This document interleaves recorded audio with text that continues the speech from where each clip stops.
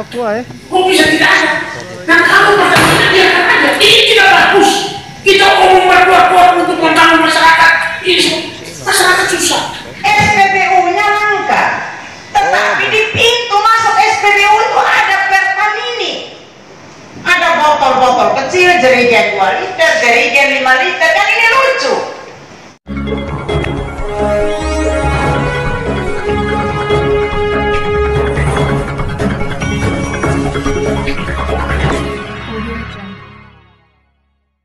Pemirsa yang budiman di mana saja Anda berada, terima kasih telah mengunjungi channel Suara Fakta Hukum. Jangan lupa like, subscribe, dan komentar. Kelangkaan BBM yang terjadi di beberapa daerah yang ada di NTT saat ini membuat anggota DPRD NTT geram terhadap manajemen Pertamina yang dianggap tidak optimal dalam melakukan pengadaan maupun penyaluran BBM di wilayah NTT. Hal tersebut terungkap saat rapat dengar pendapat bersama manajemen Pertamina di ruangan Kelimutu DPRD NTT Selasa 1 September 2020. Seperti apa reaksi anggota DPRD NTT terkait kelangkaan BBM tersebut? Simak yang berikut ini. Masa kendaraan itu berapa? Kok bisa tidak ada? Nah kalau Pertamina biarkan aja. Sudah berkali-kali itu tahu juga. Ya kata ngomong sini itu tidak jelas. Ini masyarakat dengar ya. Saya ngomong ini mewakili masyarakat ribuan. Saya dari DPR itu ribuan orang yang sama. Ya makanya kalau saya ngomong itu protes. Lihat pimpinan. Ini tidak bagus. Kita ngomong berkuat-kuat untuk membangun masyarakat. Ini masyarakat susah. Kita tidak boleh terima kasih enak-enak aja. Nah boleh dong. Saya mau tahu lagi kebutuhannya berapa. Kalau kesempatan ini, jadi satu SPBU itu solarnya berapa? Kalau dulu saya masih di birokrat itu 15, waktu saya dapat itu 15.000. Jadi kalau 15.000 dikalikan dengan 7 berapa? Kendaranya berapa sih? Ini kan tidak masuk akal. Bisa jaga, bisa saja bayar, melenceng terus ke seberang. Karena TTU ada konfusi. Merata sama B bisa aja kayak Timor Leste. Nah tolonglah, seperti apa yang disampaikan oleh Pak Asmi tadi. Ya sedikit perketatkan. Contoh ya, SPBU ada di sini kok orang jualan eceran itu di pinggir. Ditertibkan dong. Masa kamu nggak peka? Masa orang jual itu jadi harapan di depan SPBU? Pertanyaan saya, apakah memang Pertamina ini nakal juga atau tidak?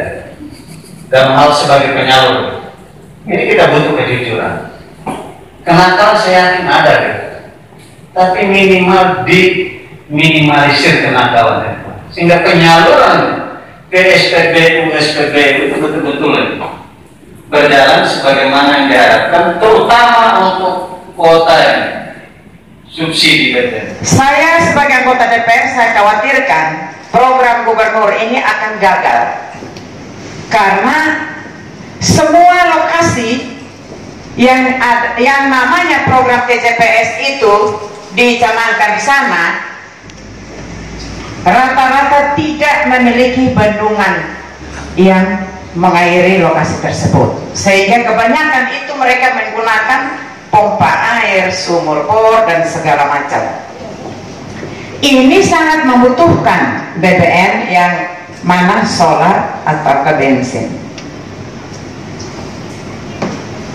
Itu pun juga tidak diminta secara gratis, beli. Jadi dalam pemahaman saya, dari pihak Pertamina ini ibarat kepala keluarga yang tidak punya kemampuan memberikan makan terhadap anggota keluarganya. Tidak punya kemampuan. Yang mestinya tahu bagaimana cara menjawab kebutuhan masyarakat. Ini kan dagang, untung, bukan gratis. Sudah diberikan kesempatan di daerah ini, tapi pun juga masih mempersulit masyarakat. Tugas kami sebagai anggota DPR adalah menyampaikan keluhan-keluhan masyarakat kepada pihak yang punya wewenang menangani persoalan ini, yakni pompa bensin Pertamina. Petani dia kalau ke SPBU Pak, ditolak. Ada dua hal. Yang pertama, tidak menggunakan masker, itu ditolak. Yang kedua, harus membawa rekomendasi dari desa, padahal dia hanya bawa jerigen 5 liter karena traktornya ada macet di sawah sana, traktor ada macet di kebun, yang dia ingin supaya pekerjaan ini lancar, tapi harus bawa rekomendasi dari desa, dan itu diusahakan. Ada lagi sudah bawa rekomendasi dari desa, habis pak bensinnya, solar habis juga pak, terus tiba-tiba ada larangan, tidak boleh menggunakan jerigen, apalagi drone. Terus kalau sebagai petani dia mau menggunakan di traktor di sawah, apakah traktor harus datang ke pompa bensin? Kalau itu yang terjadi bisa pak, tapi resikonya banyak. Traktor di sawah itu dia menggunakan roda besi, apa mungkin dia harus melewati jalan raya? Ini masalah pak, harus dipikirkan oleh pihak Pertamina. Yang berikut, saya sependapat dengan teman-teman, di SPBU-nya langka, tetapi di pintu masuk SPBU itu ada Pertamini, ada botol-botol kecil, jerigen 2 liter, jerigen 5 liter, kan ini lucu. Langka di dalam, tetapi tidak langka di pinggir jalan. Ini kasus yang sama dengan minyak tanah pak. Minyak tanah ini kan subsidi, anggota keluarga itu sudah terdaftar, ketika dia datang mengambil haknya tidak ada, padahal ada jual keluar sana. Ini persoalan perlu diselesaikan. Oleh karena itu banyak yang disampaikan oleh teman-teman bahwa yang mestinya hari ini pimpinan DPR mengundang ini untuk mencari solusi dan satu kebijakan yang kita lahirkan hari ini. Bukan kita hanya butuh penjelasan dan tidak ada solusi. Harapan kami adalah hari ini, rapat hari ini adalah satu jawabannya. Setelah rapat kami akan pulang dan kami menyampaikan kepada masyarakat sudah ada solusi seperti ini dan tidak akan terjadi kelangkaan lagi. Silakan boleh langka buat pejabat, tapi khusus petani harus digarisbawahi berarti itu tidak boleh langka. Apalagi COVID, petani mau kemana? Dia harus bekerja di kebun, di ladang, di sawah dan lain sebagainya. Apakah selama ini tidak pernah digubris oleh pihak Pertamina? Karena kamu kan baru hari ini, sudah bertahun-tahun saya sebagai petani, saya alami itu, sudah bertahun-tahun. Begitu pas musim tanam kita cari bensin tidak ada, cari solar pun tidak ada. Wah ini aneh ini. Tetapi SPBU menjamur di mana-mana. Kopertenya saja ada 4 SPBU, tapi langka semua pak. Ada 4 SPBU. Nolbaki ada 1, Tanah Merah ada 1, Oebelo ada 1. 3 SPBU. Itu hanya Kopertenya saja. Kalau dia ke sana lagi jumlahnya berapa banyak? Hebatnya Pertamina memberikan izin untuk membangun SPBU walaupun kelangkaan ini sudah bertahun. Ini Pertamina ini kan tunggal, tidak ada penyalur lain. Sehingga memang kami sebagai wakil rakyat kami perlu tahu soal itu.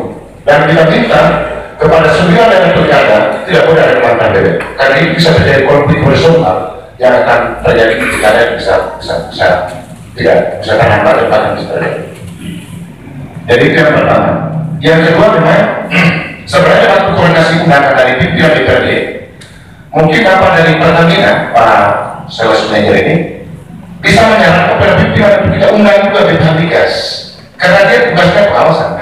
Selisihnya di SPBU tidak punya institusi ini ada di sana, bahkan yang mengawasi itu institusi lain. Ya kami juga bisa ikut bermain juga dalam persoalan, bisa membackup ya pejabat-pejabat yang terjadi di luar. Karena ya sering terjadi di SPBU habis, tetapi di depan SPBU itu orang ramai jual, ya begitu dengan alasan bahwa ini kan rakyat mau cari uang dan sebagainya. Tapi saya bisa menduga bahwa mungkin ada invisible hand, ada tangan tidak kelihatan yang tidak ikut bermain soal seperti begini. Dan menurut saya memang perlu penertiban. Ya memang ini kalau dibiarkan terus nanti orang menganggap ini sebuah kesalahan, dibenarkan. dan juga bisa